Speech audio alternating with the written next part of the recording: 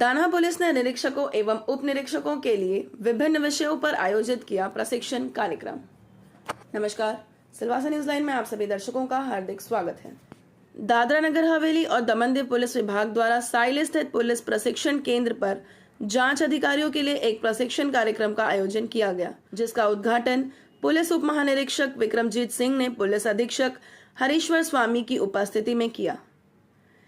कार्यक्रम के उद्घाटन अवसर पर संघ प्रदेश दादरा नगर हवेली और दमन दीव के पुलिस उप महानिरीक्षक विक्रमजीत सिंह का पुलिस अधीक्षक हरीश्वर स्वामी ने प्रतीक स्मृति अर्पण कर स्वागत किया। इस अवसर पर पुलिस उप महानिरीक्षक विक्रमजीत सिंह ने जांच अधिकारियों को बताया कि पिछले कुछ वर्षों में दुनिया भर के पुलिस के सामने महिला सुरक्षा जैसे विषयों को लेकर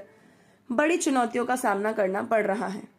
यही कारण है कि महिला सुरक्षा को सुनिश्चित करने के लिए सरकार कानून तो बना रही है, लेकिन उनका अनुपालन कराना पुलिस का काम है और महिलाओं के साथ होने वाले अपराध को कैसे खत्म किया जाए और अपराध करने वाले अपराधियों तक पहुंचने के लिए जांच अधिकारी किस तरह से अपने जांच दायरे को आधुनिकतम टेक्नोलॉजी के साथ आगे बढ़ाएं और न्याय की कसौटी पर खड़े उतर सके। इस विषय पर विस्तृत जानकारी विशेषज्ञों द्वारा उपलब्ध कराई जाएगी। विक्रमजीत सिंह ने कहा कि महिला सुरक्षा और उनके खिलाफ अपराध को रोकने के लिए हर मोर्चे पर दादरा नगर हवेली पुलिस को अलर्ट रहना होगा। जिस तरह से पिछले कुछ वर्षों में घरेलू हिंसा और महिलाओं के खिलाफ दूसरी तरह की हिंसा में इजाफा हुआ है, उससे पुलिस को और सतर्क रहने की आवश्यकता है।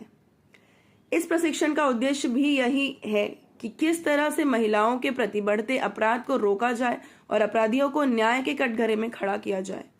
इस प्रशिक्षण कार्यक्रम में पुलिस इंस्पेक्टर और सब इंस्पेक्टर स्तर के जांच अधिकारी उपस्थित रहे। कार्यक्रम में संभागीय पुलिस अधिकारी मनस्वी जैन प्रमुख रूप में उपस्थित रहे। देखिए यह पूरी खबर। BPRND एंड PTS साइली इनके जॉइंट एफर्ट से ये ट्रेनिंग प्रोग्राम चल रहा है, जिसके तहत विमेन रिलेटेड जितने भी केसेस हैं, इश्यूज है पुलिसिंग में, उसके रिगार्डिंग ट्रेनिंग दी जा रही थी। और जब ये कोर्स हमने डिज़ाइन किया था तब ये कोशिश की थी कि इस इशू के विमेन सेफ्टी से रिलेटेड जितने भी स्टेक होल्डर्स हैं उन सबको हम उसमें सम्मिलित करें। और उसी के तहत हमने दिल्ली, मध्य प्रदेश और मुंबई से गेस्ट स्पीकर्स बुलाए और उसका विभाजन हमने NGOs, police department, experts in the field and lawyers, ऐसे 4 स्टेक होल्डर्स को लेके एक एक दिन उनको दे के हमने ये ट्रेनिंग मॉड्यूल को डिज़ाइन किया था। और ये कोशिश की थी सर कि प्रैक्टिकल नॉलेज हम ट्रेनिंग्स को इम्पार्ट कर सके और जो भी इश्यूज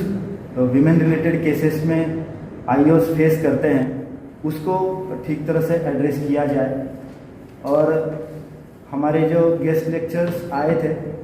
उनमें मध्य प्रदेश के AIGP श्री सुदीप गोयनका, मुंबई से DCP श्री राज तिलक रोशन और कुछ बहुत हाईलाइटेड और बहुत इम्पोर्टेंट केसेस जो दिल्ली पुलिस के जिन IO ने किए थे, एक ACP श्री राजेंद्र कुमार और एक PSI of Delhi police miss Pankaj, इनको हमने बुलाया था और उन्होंने अपने केसेस यहाँ पे बहुत अच्छी तरीके से रखे। हमारे IOs ने बहुत अच्छी तरह से पार्टिसिपेट उसमें किया एंड आई एम श्योर कि ये ट्रेनिंग का एक अलग एक्सपीरियंस हम सब ने यहाँ पे लिया है। और जितने भी एस्पेक्ट्स हमें इस विमेन सेफ्टी के इस ट्रेनिंग के दौरान समझ में आए हैं, इसको हम बखूबी इस अपने डे टू डे पुलिसिंग में उतारने की कोशिश करेंगे। जैसे कि हमारे DIGP सर का एक बहुत क्लियर विजन है कि जितने भी कंप्लेनेंट्स पुलिस स्टेशन में आते हैं उनकी हैंडलिंग बहुत सेंसिटिव तरीके से होनी चाहिए हर जगह पर। और ये इसके बारे में सर बहुत सजग रहते हैं, बार बार हमें सेंसिटाइज करते हैं। तो उसको मद्देनज़र रखते हुए सर हमने एक सॉफ्ट स्किल्स में जिनका एक्सपर्टीज़ है, ऐसे डॉक्टर लावण्या को यहाँ पे इनवाइट किया था और एक सेंसिटाइजेशन हमारे पूरा पुलिस स्टाफ का कंप्लेनेंट के हैंडलिंग के रिगार्डिंग हमने यहाँ पे करवाया है। और जो आजू बाजू में चल रहा है कंटेम्पररी जगत में, इसको भी थोड़ा सा एड्रेस करने के लिए जो सेंसिटाइजेशन की रिगार्डिंग ही जो जय भीम नाम की मूवी आई है नई, और एक उसमें डार्कर साइड ऑफ पुलिस भी दिखाया गया है, वो भी हमें पता होना चाहिए इसलिए। और एक सेंसिटाइजेशन इसी माध्यम से, थोड़ा नेगेटिव वे ही सही, बट वो एक हमारे लिए आई ओपनर जैसा है कि ऐसे भी होता है। तो and we should not do all such kind of atrocities और any other illegal things in our day to day policing. इसको हमने सोचते हुए ये एक मूवी का भी हमने हमारे ट्रेनिंग्स को दिखाया है। तो कुल मिला के सर हमने एक कोशिश की है कि एक अच्छा कोर्स यहाँ डिज़ाइन हो और अच्छा नॉलेज इसमें रहे, और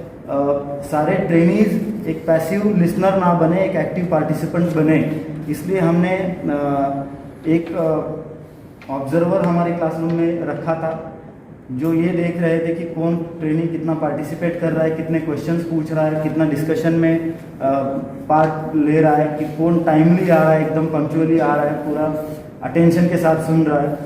और उसके साथ साथ इसी असेसमेंट को आगे ले जाते हुए इस दौरान जो इनको सिखाया गया उसके ऊपर एक टेस्ट भी हमने सर ली यहाँ पे, और उसको असेस करके आज हम यहाँ से 3 बेस्ट ट्रेनिज भी सर निकालेंगे, और आपके कर कमलों से उनका सम्मान भी हम करेंगे, ताकि इनका मोटिवेशन बना रहे और आगे अच्छे तरह से जो आने वाले ट्रेनिंग प्रोग्राम हैं उनमें भी वो बढ़ चढ़ कर हिस्सा लें। मुझे खुशी है कि आप सब लोगों को ये ट्रेनिंग सेशन पसंद आया। अभी तक का जो एक्सपीरियंस था हमारा ट्रेनिंग का, वो ये था कि हम आपस में ही अपने विचार एक दूसरे के साथ एक्सप्रेस करते रहते थे। जो हमारे में जो सीनियर लोग हैं वो जूनियर्स को बता देते थे, लेकिन क्योंकि हमारा एक बहुत ही छोटा यूनिट है, बहुत छोटी यूनियन टेरिटरी है और सिर्फ 7 पुलिस स्टेशन है, तो उस पॉइंट ऑफ व्यू से हमारा जो एक्सपोजर है वो बहुत लिमिटेड है। पॉपुलेशन जो है वो भी बहुत लिमिटेड है। जितनी पॉपुलेशन पूरी यूटी की होगी उतनी पॉपुलेशन दिल्ली में कई जगह पर एक थाने के अंदर होती है। वहाँ पर इवन मुंबई में बहुत हाई डेंसिटी पॉपुलेशन है और एक्सपोजर बहुत ज़्यादा है। जितनी ज़्यादा पॉपुलेशन होगी उतने ही अलग टाइप के क्राइम्स वहाँ पर कमिट होंगे, उतने ही अलग टाइप के एक्सपीरियंसेस होंगे, चाहे वो कंप्लेनेंट रिलेटेड हो, चाहे वो विक्टिम रिलेटेड हो, चाहे वो मोडस ऑपरेंडी के हिसाब से हो। तो जब तक आपका बाहर की दुनिया से एक्सपोजर नहीं होगा तब तक आपको भी पता नहीं चलेगा कि ऐसी सिचुएशन को हैंडल कैसे करना है। इसलिए इस बार ही हमने मिलके ये डिसाइड किया कि जो हमारा उद्देश्य रहेगा वो होगा कि हम मैक्सिमम फोकस हमारा बाहर से लोगों को इनवाइट करने का हो, ताकि आपको बाहर के स्टेट्स के अंदर, यूनियन टेरिटरीज के अंदर क्या क्या इंसिडेंट्स हो रहे हैं और उनको कैसे डील किया जा रहा है उसके बारे में जानकारी मिल सके। हमारे यहाँ पे जो रिकॉर्ड कीपिंग है वो इतनी दुरुस्त नहीं है जितनी होनी चाहिए या जितनी बाकी कुछ जगहों में इंस्टीट्यूशनल मेमोरी जिसे कहते हैं वो है। तो उसको जितना भी हमने अभी तक एनालाइज किया है उसके अनुसार हमारा जो कन्विक्शन रेट है वो काफ़ी कम है in crimes, in terms of crimes against women. इस चीज़ के ऊपर हमें फोकस करने की ज़रूरत है और उसको इम्प्रूव करने के लिए एक ना केवल इन्वेस्टिगेशन को इम्प्रूव करना है बट प्रोसिक्यूशन को भी इम्प्रूव करना है। जैसा अभी छाया टंडेल जी ने बताया कि जो दिल्ली से सब इंस्पेक्टर ने आपको एक्सपीरियंस शेयर किया कि विक्टिम के साथ आपको एक रिलेशनशिप बनाना है और कई बार वो रिलेशनशिप इतना अच्छा बन जाता है, वो आपके ऊपर डिपेंड करता है कि आप कितने अच्छे से कनेक्ट करते हो विक्टिम के साथ। कई बार विक्टिम को पुलिस के ऊपर अपने माँ बाप से ज़्यादा भरोसा हो जाता है और वो सिर्फ आप एक इंडिविजुअल लेवल पे कनेक्शन बना के ही कर सकते हो। जब तक आपके अंदर से वो नहीं आए कि यार मुझे इसकी हेल्प करनी है और आई हैव टू इंश्योर कि जिसने इसके साथ बुरा किया है उसको उसका पछतावा भी हो और उसको उसकी सजा भी मिले। वो सजा जरूरी नहीं कि उसको व्यक्ति को हमें नेगेटिव फीलिंग के साथ, चाहे बेशक वो रिफॉर्मेटिव हो, क्योंकि आज के दिन हमारा जो फोकस है इन क्रिमिनल जस्टिस सिस्टम वो रिफॉर्मेटिव पनिशमेंट के ऊपर ज्यादा है। और एक लिमिट के बाद जो विक्टिम होता है वो खुद भी कई बार थोड़ा सिंपैथेटिक हो जाता है। तो ऐसी सिचुएशन में जब तक आप खुद you don't feel for the victim कि इसके साथ कुछ बुरा हुआ है और अगर मेरी मेहनत और हार्डवर्क के साथ इसको कुछ बेनिफिट मिल सके तो वो आपकी जिंदगी का एक बहुत क्या कहेंगे, एक बहुत बड़ी अचीवमेंट होगी और एक जो पर्सनल सेटिस्फैक्शन आपको उससे मिलेगा कि हाँ मेरी वजह से इसको न्याय मिल सका। न्याय दिलवाने का जो प्रक्रिया है उसके अंदर सबसे अहम भूमिका पुलिस वालों की है। अगर हमने न्याय दिलवाने की प्रक्रिया में सबसे पहली सीढ़ी पर ही गलती कर दी तो आगे जाके कोर्ट के अंदर, प्रोसिक्यूशन के अंदर तो उसको न्याय मिलने की संभावना है ही नहीं। जब तक आप अपना काम ठीक से नहीं करोगे तब तक हम ये उम्मीद कर ही नहीं सकते कि विक्टिम को न्याय मिलेगा। आगे जाके डिफेंस लॉयर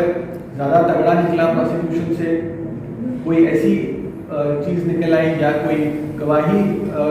में कोई कमी हो गई या गवाह पलट गया या डर गया या कुछ और किसी और वजह से, तो उसके अंदर हम ये नहीं कह सकते कि हमारी कोई कमी थी। लेकिन अगर आपने बेसिक कमियां छोड़ रखी हैं इन्वेस्टिगेशन के अंदर,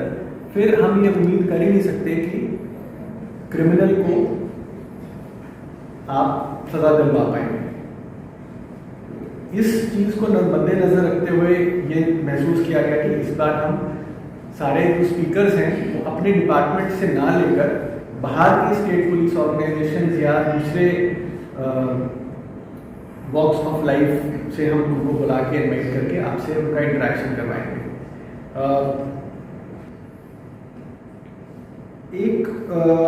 मैं ये चाहूँगा कि आपने जो लिमिटेड नंबर ऑफ ऑफिसर्स ने यहाँ पे फीडबैक दिया, वर्बल फीडबैक, ये फीडबैक आप सब लोग लिखित में दें।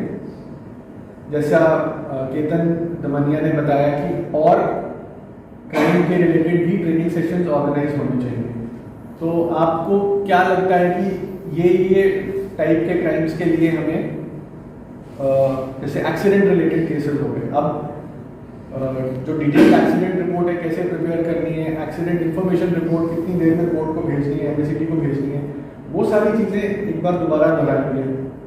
और जो टेक्निकल इन्वेस्टिगेशन हैं, साइबर क्राइम हो गए, इस टाइप से आप अपना फीडबैक दीजिए। और इसके अलावा जो बाकी के सेशंस थे जैसे सॉफ्ट स्किल है, उसके अंदर अगर आपने कंप्लेनेंट के साथ क्या इंटरेक्शन करना है, उसके अंदर कुछ हम वो भी कर सकते हैं कि सिचुएशनल ट्रेनिंग हो सकती है कि ऐसी सिचुएशन हो गई, हमने किसी को ट्रैफिक चलान करने के लिए रोका और उसने बदतमीजी करनी शुरू कर दी,